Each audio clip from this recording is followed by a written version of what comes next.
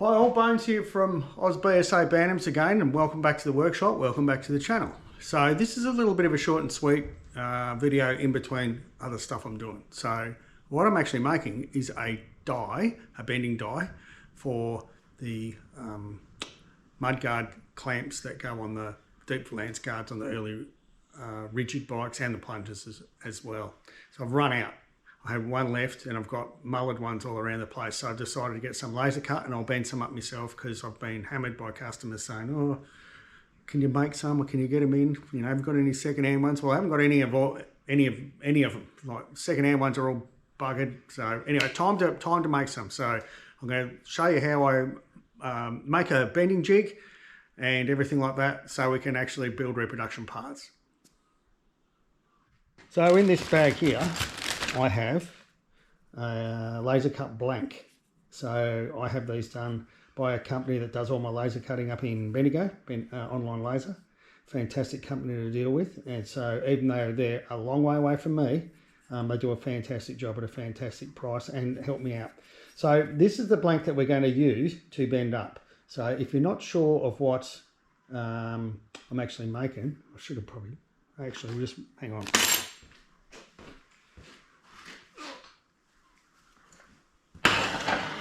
Here's a set of forks here, and it's that bracket there that goes on the forks to hold the mudguard on.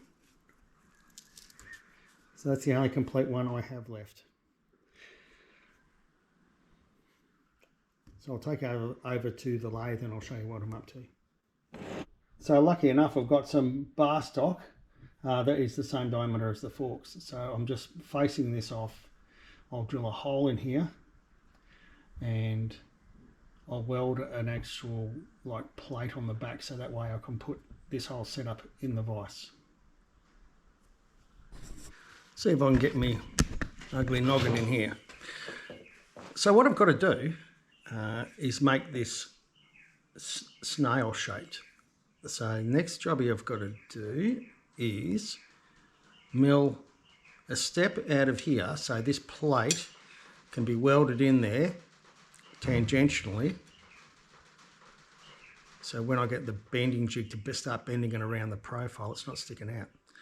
But this will have a pin sticking out here so that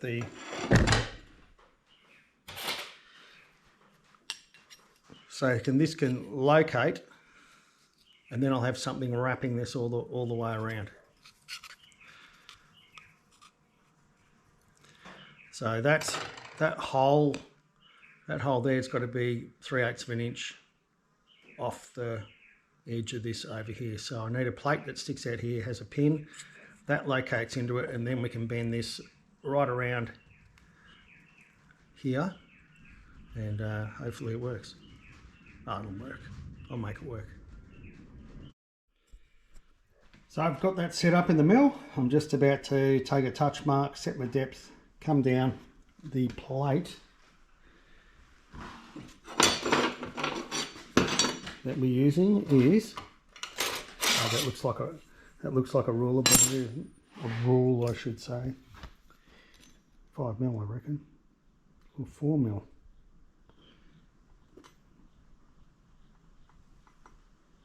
God, my eyesight's going. 5mm.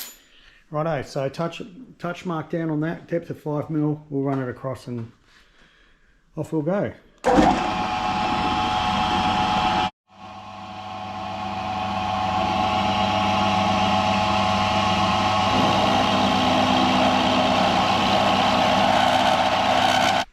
So we've got our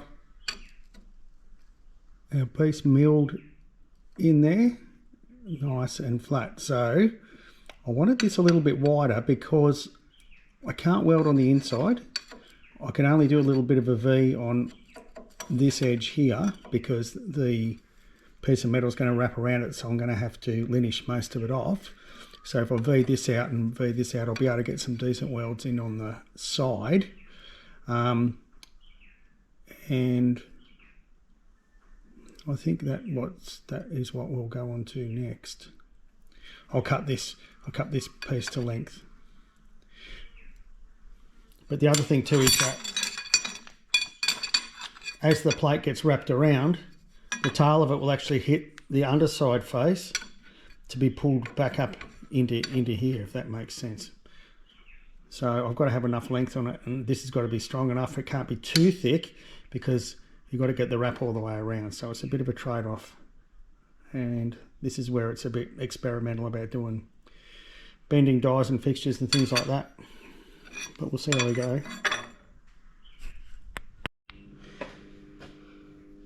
So I've just got the welder hanging in there. So what I'm going to do now is this little plate here, I'm going to weld in here. And then that plate will come up into the vise and grip, be my grip when I put it in the vise to hold it. And then we're going to put our piece of bar in like that and weld that in. So you can see I've done the weld prep in there. So I'll tack that in, fully welded in, then cut it off to length.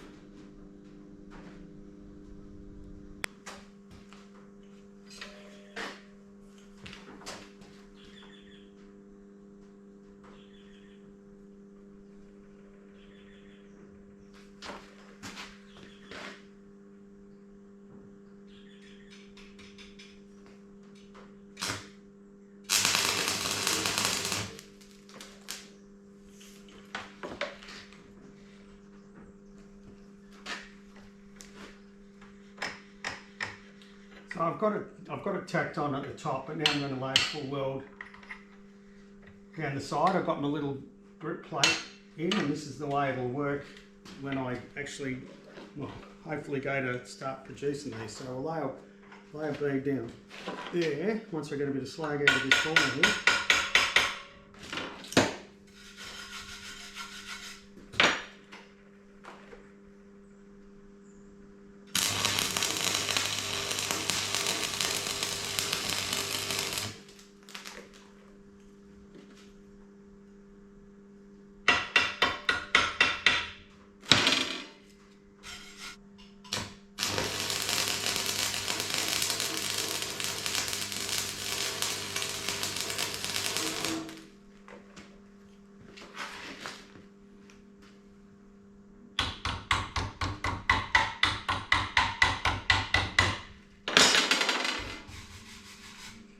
Rightio, that's done. I'm going to linish that up, dress it up, get all the spatter and all that off it, and we'll see what we've got. So my hope is that this will linish up nice and smooth where the wraparound is around there. Get you nice and close so you can see what I'm up to. This may all start to make sense now. So if I put it from that edge there to a centre line of 3/8 of an inch up there, that's where this clip starts.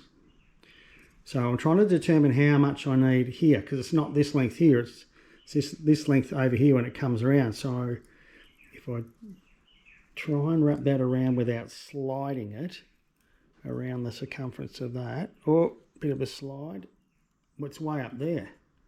I need at least that much. So sort of 3/8 of an inch there. But when this contacts around there and starts to drag along there as it's pulled back in, I need support up there.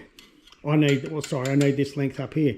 So the pin, there'll be, I'll show you in a minute because I'm about to start making it. There'll be a pin that locates in here with another bar, and that bar will wrap this all the way around that into there. Now I need to get it into there. That's why I haven't welded down in here. That's why it's important to weld across here and across the face. So we've got our little tab on the bottom, and that's come up nicely. I'm happy with that.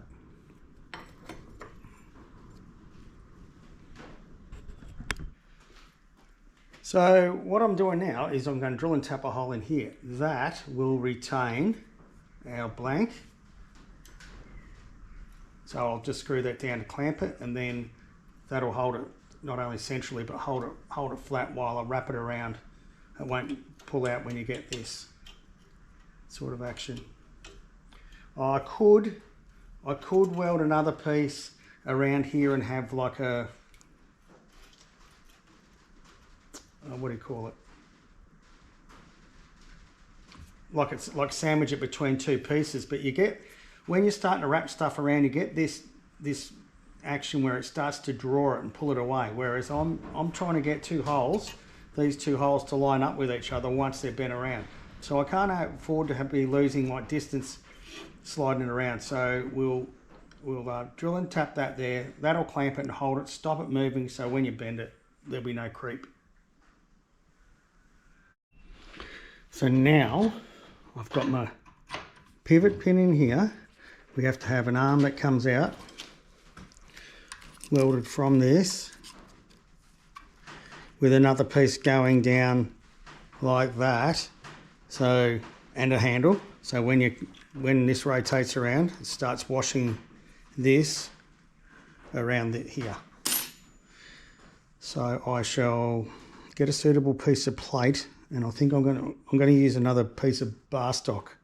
I've got to measure the radius in the corner of this over here. Sorry, I'll move the camera. So over where the internal radius is on this bracket over here, I'll measure that, and then that'll determine what size piece of bar I have coming down here. So I have just tack welded that on, and it's a little bit warm. I've just straightened it up that way. Oh shit, I'm going to put it back. I've got a tiny gap down the bottom here, so I will take this out, put this in the vise, squeeze it up, tack weld, recheck, and see how we go. So we'll just do that now.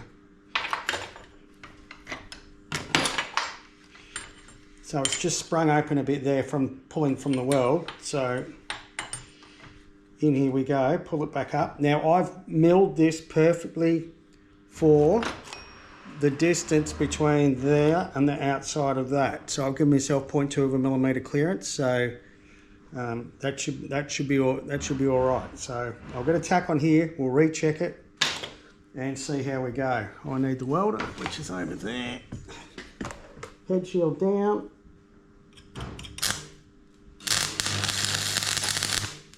Rightio, tack on there. That'll be right, fall on the floor.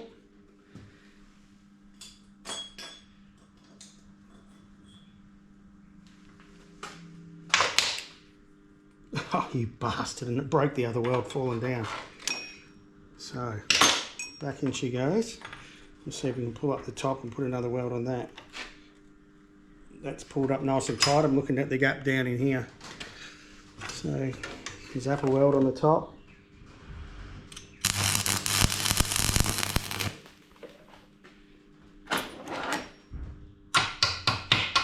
Right. Now, without burning ourselves or dropping anything,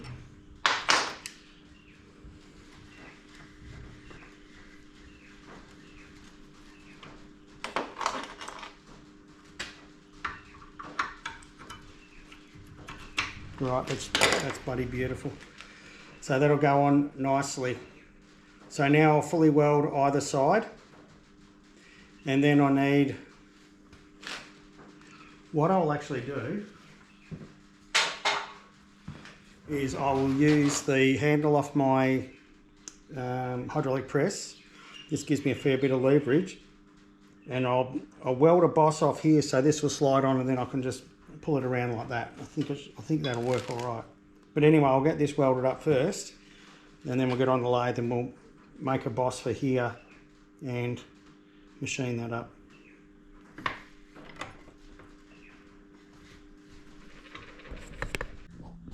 Yeah, I can't get my head in and get you close enough, so my head's going to be cropped and I'm not going to bend down. Right, moment of truth. We've got all the bits done. So I've got my little M8 bolt holding everything in there. Just give that a little nip up. Make sure that it's square that way. That looks good. And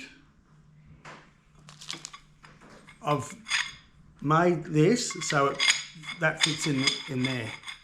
And actually, I'm going to have to move the camera back anyway because I'm going to hit it.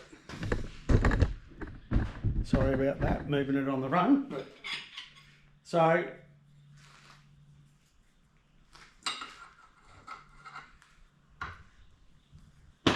that's a little bit tight. I'm just going to push this forward to see whether that's better.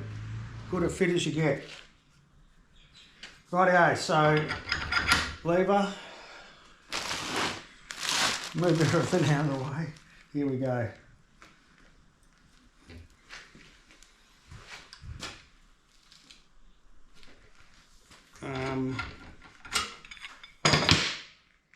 Well, I don't know. That might not be right. I might be out a little bit here. I'll just have a, well, I might not be either.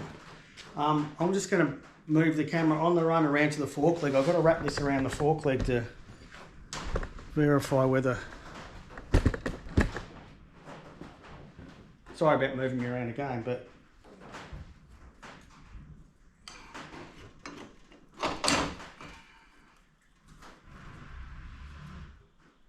Oh, it'll work.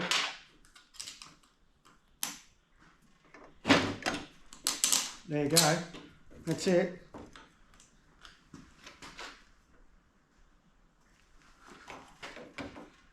And it's got a little bit of overhang on the end, which is the same as this one. Right, I'm going to go and get a M8 bolt, or a 5/16 bolt, do this up and see how it looks. I'll bring it back in a sec. So that's our clamp. Just hang on, I can just hang on this. Yeah, I can barely move it, but that's fine. It's a support to stop the mudguard flogging around. I am pretty happy with that. It's a nice rat like size, and we haven't got like dog legs or anything like that in here. That nice little radius in there. I mean, that's the original.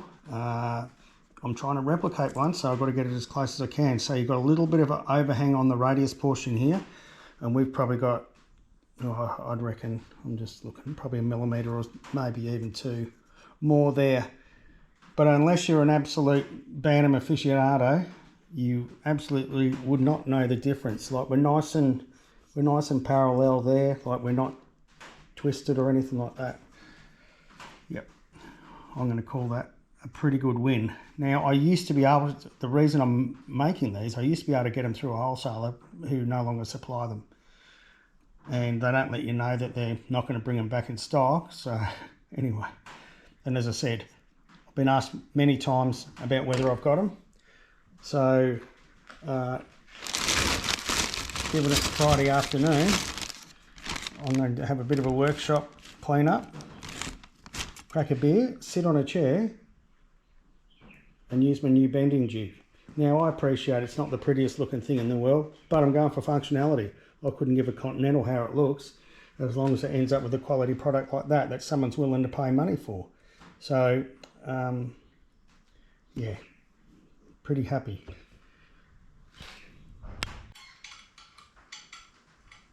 So we are off and racing now.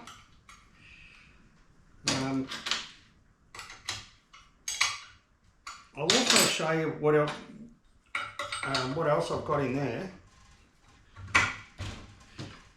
That's additional stuff we are going to develop. And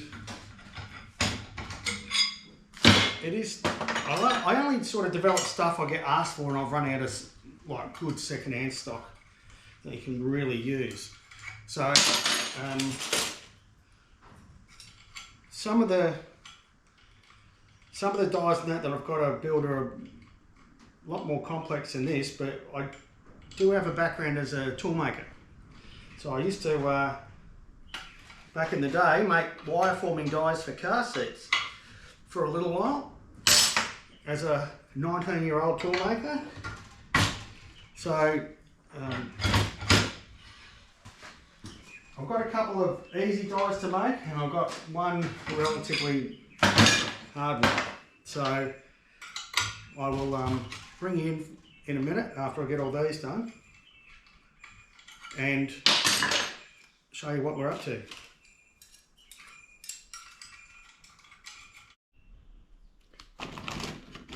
So there's all our mudguard clips all bent up from the jig over there. So other stuff I'm working on I don't know if you'd recognise this, but it's off a Bantam. So that's the gear indicator lever on the rigids that tells you what gear you're in.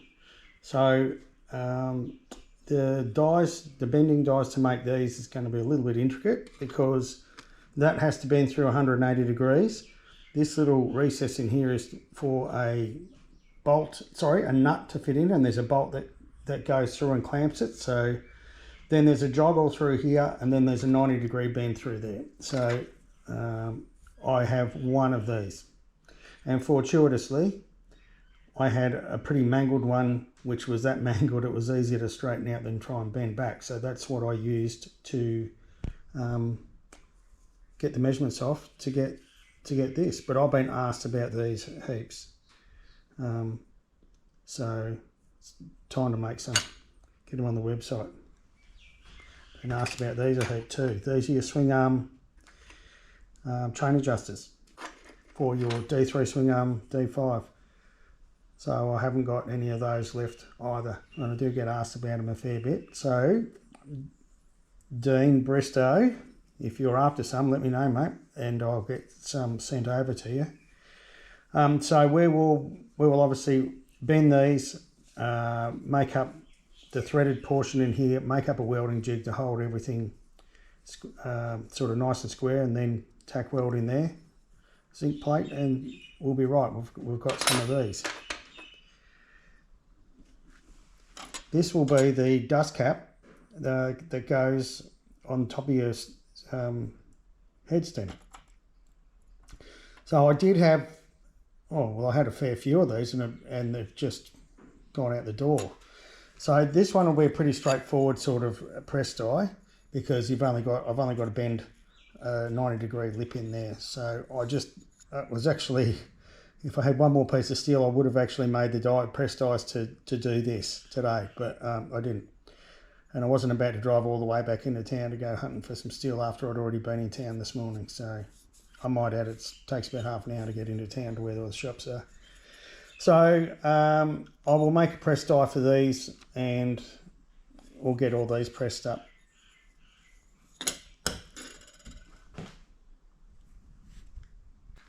So I really hope you enjoyed this video and a bit of an insight into some of the other stuff that we do here at Oz Bantams, and what it actually takes to be able to replicate some of the parts that we not only need but customers need.